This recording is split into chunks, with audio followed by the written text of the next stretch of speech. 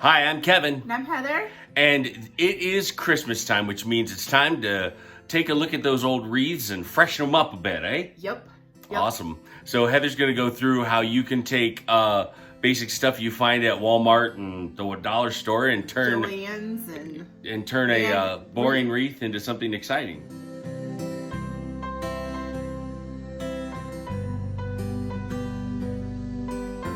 I'm actually doing these for our church, and I'm recycling wreaths that they already had. So if you have, I prefer grapevine wreaths. I just feel like that they're more versatile and you can do more with them.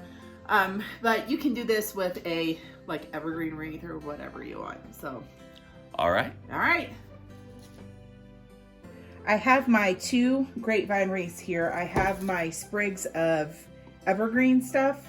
This I got from Joann's, and I've got 2 different kinds. So I've got like that looks like this, and then this here with the little tiny pine cones on it.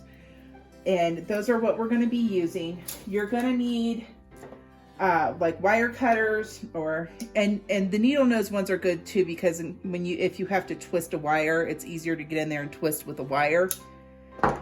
You're going to need your glue sticks, your hot glue gun. I also have some floral wire here. So right here is my floral wire.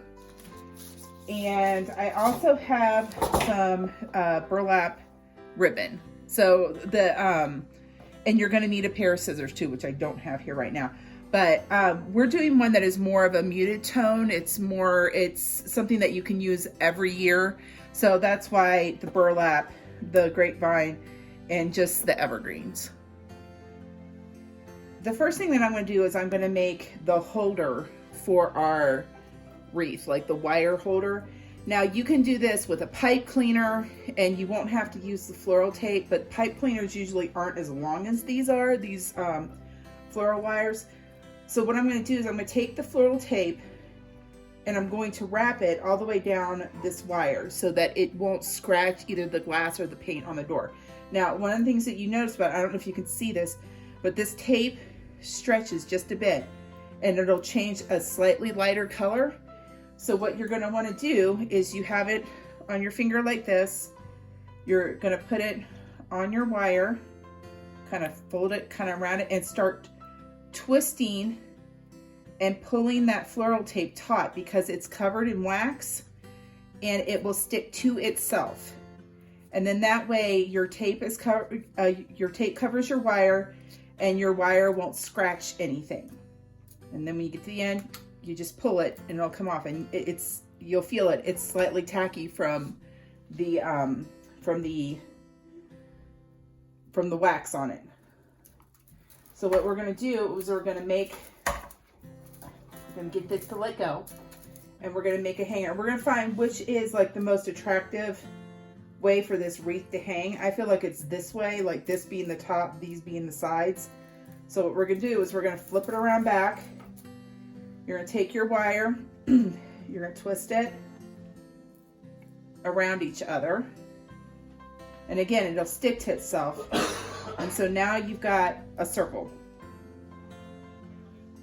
So we've twisted our wire into a circle, and then what we're going to do is we're going to grab a relatively big chunk of our wreath here. You're going to pull it up like that, and then you're just going to insert this into, and you want it to be kind of a big chunk because you don't want it to break any of the grapevine and then pull out. So now you've got it. You're going to take this in here. We're going to put it, pull it through like this, and then just kind of twist it. So now we have a hanger hook on it.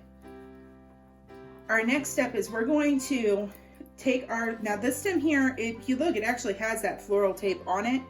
We're actually going to take this apart, because putting it on it like this right now, you can totally do that, but it's going to be big and it's going to be bulky, and you're not going to have what you want where you want it. So what we're going to do is you can take a razor knife. I have a floral knife. That's what this is, with the hook on it. And we're going to Just cut that, and we're going to take these apart so that way we can place what we want where we want it.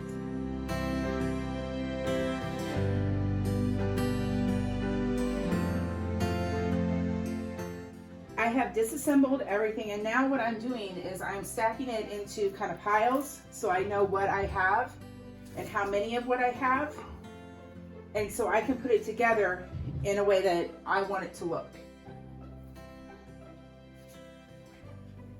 What we're going to do is we're going to make the bow for our wreath. Now, the decorating team at our church decided that we want the wreath to not, like the one that I have for my house, the majority of the stuff is on the side. And the ladies that I talked to, we want it mostly on the top, like this. So our bow is going to be up here. So how I make a bow, and for years and years, I used to be a florist. So this is how I was taught how to make a bow. So you're going to take whatever your dominant hand is. I'm left-handed. You're going to pinch it and you're going to twist it. And I like using wired ribbon because in the outdoor weather, it's going to hold up better. And then you're going to loop it, that twist, over your thumb. You're going to come here. You're going to squish it down. And then you're going to twist it again. So now that is the center of your bow, and it will cover all of your mechanics, any wires or anything that you have to put through there. So I'm going to make the bow about maybe that wide. So you're going to make another loop. You're going to scrunch it down like that, twist it, make another loop, and then you're going to make sure your loops, they're pretty much the same size.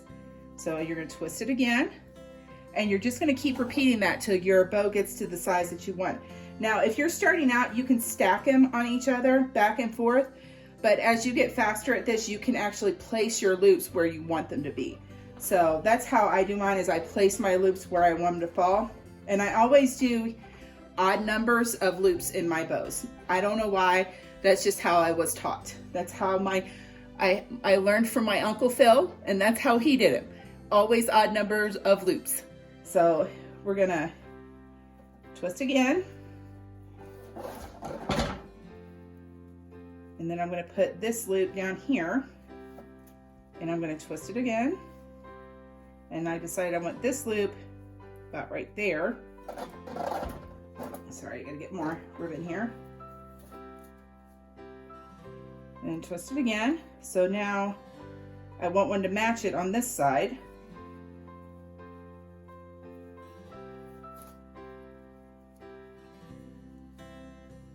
Twist again. And I'm just going to keep going with that. 5. I think I'm going to do 7 loops in this one.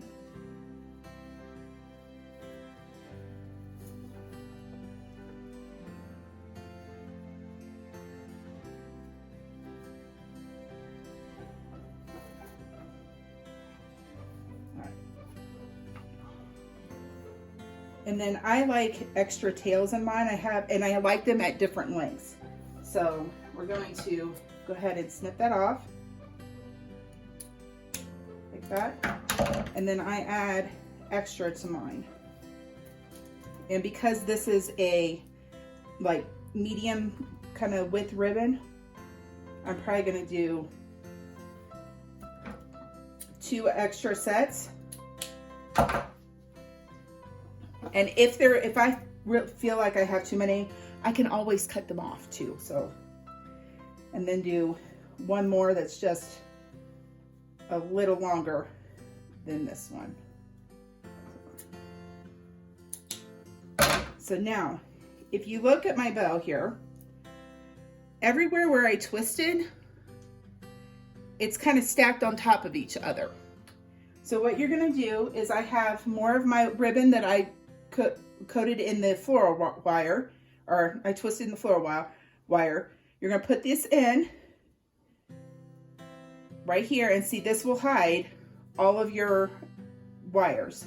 And then you're going to put it through your fingers here, because these two fingers are going to be holding on each side of where you twisted.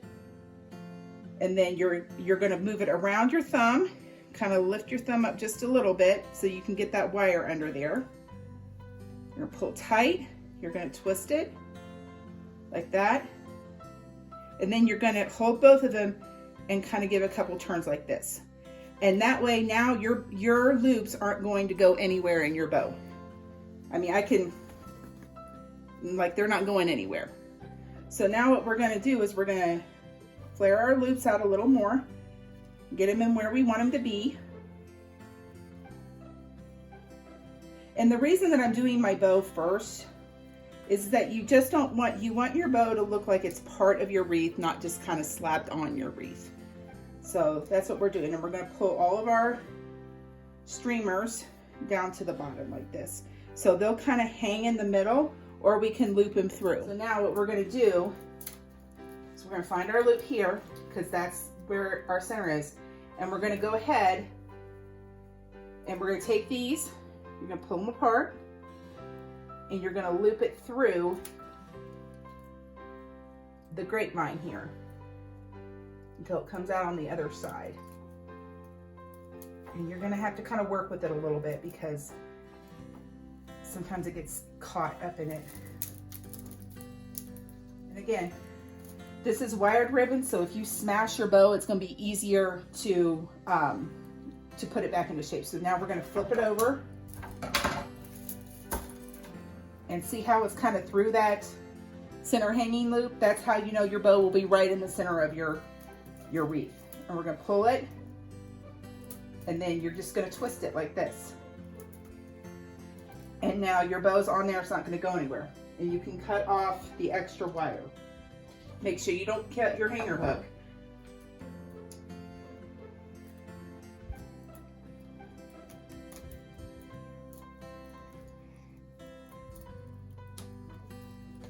There we go. And then just tuck that back in. And now you don't have anything that'll scratch your door. So now, as you can see, we smushed our bow. So we're going to take that and we're going to fluff it up.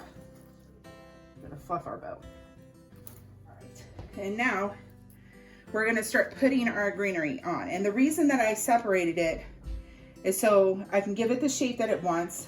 Because if you look at this one, it's a little more rounded here, and I can actually fill it out a little more out here. So it kind of is more circular looking instead of egg-shaped looking. We're going to start with, let's say, some of like this evergreen.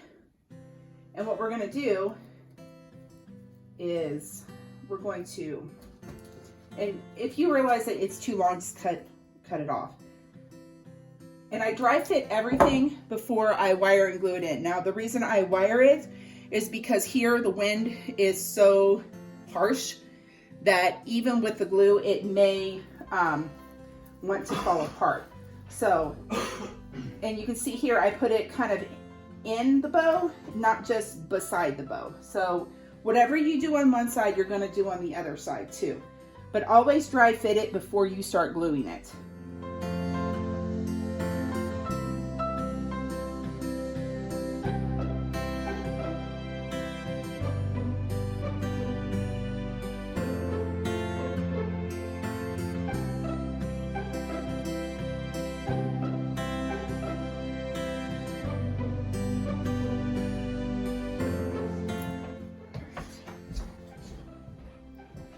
All right, what I'm doing now is I have it all dry fitted, and I want to make sure that everything is balanced. And so I hung it on the door the way that it's going to hang on the doors at our church. If you look down here, this hangs a little lower than this. So we're going to adjust that a little bit.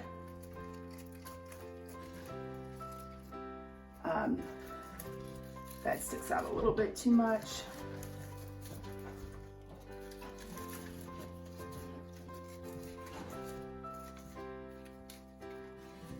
You just want to adjust it to where things are going to be. So when you go to glue it, you don't glue anything into the wrong place.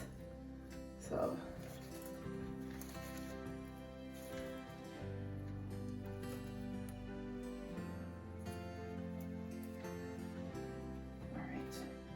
then I'm trying to decide if I want to weave some of these in through here. I think I like it the way it is.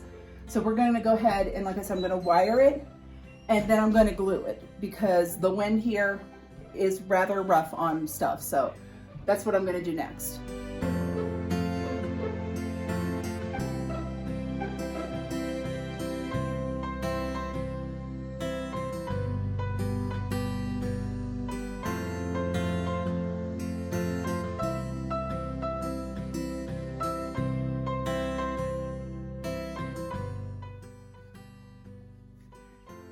So that is our wreath all finished. It's all been glued in. It's all been, I'm still kind of adjusting it a little bit because I'm looking at it going, oh, well, that's not the same as the other side.